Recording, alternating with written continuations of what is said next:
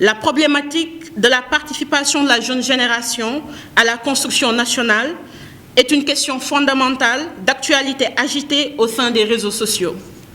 En effet, à chaque étape cruciale de l'histoire d'un peuple, les hommes et les femmes produisent à travers leur génie créateur les outils et mécanismes pour une gestion de contradictions motrices de l'évolution vers une situation meilleure de progrès économique et social. C'est parce que cette dynamique humaine est le fruit d'une succession d'événements portés par des hommes et des femmes de toutes générations que nous avons jugé utile et pertinent d'interpeller cette catégorie active dans notre pays, en Afrique et dans le monde, à un échange riche sur un sujet porteur.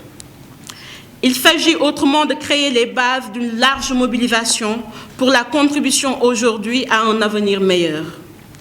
Ainsi, comme le disait l'autre, l'avenir sort du passé. D'où la nécessité de s'interroger sur le présent et de projeter les voies et les moyens d'un lendemain plus sécurisant. C'est pourquoi il est pour nous d'une réelle urgence que les acteurs du présent accompagnent les jeunes dans une prospective devant leur permettre une systématisation conséquente des actions portées par tous afin d'imaginer les fondements d'une vie meilleure pour demain. Penser à ce thème que nous vous proposons dans le cadre de notre rencontre d'échange n'est ni fortuit, ni le résultat d'un hasard maîtrisé. Il est certainement la capitalisation pendant toute cette période de l'étendue et de la diversité des inquiétudes qui habitent les hommes et les femmes dans un contexte de mondialisation et de globalisation qui ne cesse d'écraser les plus faibles. Pour approfondir la réflexion, en prenant soin de vivifier les liens étroits existants entre les réalisations d'hier, les actions d'aujourd'hui et les perspectives pour demain, si nous avons l'intime conviction qu'il faut que chacun et chacune d'entre nous joue son rôle dans la dynamique en cours, nous avons aussi la responsabilité suprême de convoquer en permanence parmi nous l'œuvre d'hommes et de femmes émérites, la mémoire d'illustres disparus pour leur rendre un hommage vivant et ainsi reconnaître l'immensité de leur sacrifice. Nos pensées vont vers des hommes et des femmes qui ont ces derniers temps marqué la vie sociopolitique. Notre pieuse pensée pour le professeur Sémou Pathé Gueye. Je pense que le vice-président de l'Assemblée nationale, Seigne Mansour Sy Djamil, avait eu à faire un texte qui est toujours resté sur les mémoires et qu'il est le plus à même de parler du professeur Sémou Pathé Gueye.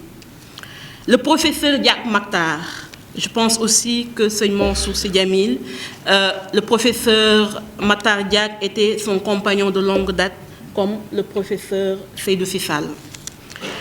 Le professeur Yoro Fall, qui fut l'un des initiateur du mouvement du 23 juin, qui est récemment décédé, un illustre historien, le maître Pape Babacar Mbaye, monsieur Pape Babacar Mbaye du Parti socialiste, et je pense que Bamba, les Baf pourront faire un témoignage sur Pape Babacar, qui est tout le temps pris comme exemple de jeune. Farba Al-Fanfi, qui était un journaliste avec lequel nous avons cheminé avant l'alternance, qui lui aussi est décédé.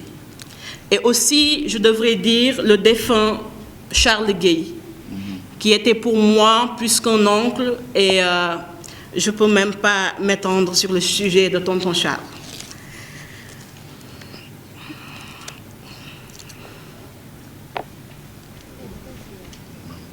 Membre fondateur de Maison.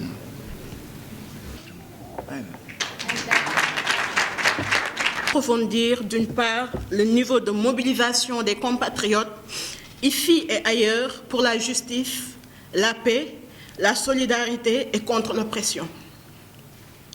Les formes pernicieuses de discrimination portant sur la race, la philosophie, la religion, la xénophobie, etc. C'est aussi le lieu, chers compatriotes, de rendre hommage à tous nos aînés qui contribuent tout le temps à la formation citoyenne des jeunes de notre pays. Nous savons tous que M. Ahmad Dansokho est reconnu partout dans le monde pour sa capacité à a montré la voie de la vérité et de la droiture dans la défense des intérêts matériels et moraux des peuples. M. Amath Dansokho est pour nous le symbole de l'engagement indéfectible au service des couches laborieuses des villes et des campagnes. Je dois dire que tonton Amath fait lui-même, malgré que mon père était militant du PIT, qui m'a poussé à entrer dans le parti, et je lui dois de lui rendre cet hommage. L'honorable député Mansour Sy Djamil, ici présent, un grand intellectuel, est réputé dans le monde pour son engagement dans le dialogue islamo-chrétien. À cet homme multidimensionnel, nous formulons nos vœux d'accession les plus hautes marches de la République pour faire rayonner davantage le Sénégal dans le monde.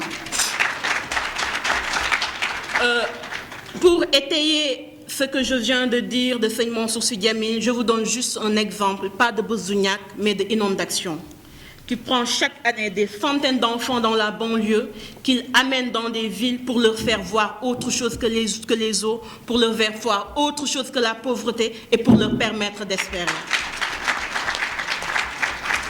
Je dois entre autres citer Madame Ndioro Ndiaye, responsable d'organisation sur le plan international de femmes, qui investit sans relâche sur la formation de jeunes filles leaders dans notre pays. Nous lui rendons un très grand hommage pour la disponibilité et la qualité de son œuvre dans ce domaine. Nous remercions les autorités publiques et celles de la société civile qui nous ont accompagnés pour la réussite de cette rencontre.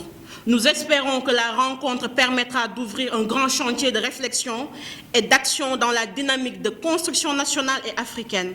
Vive le Sénégal, vive le Sénégal, vive le Sénégal et vive l'Afrique.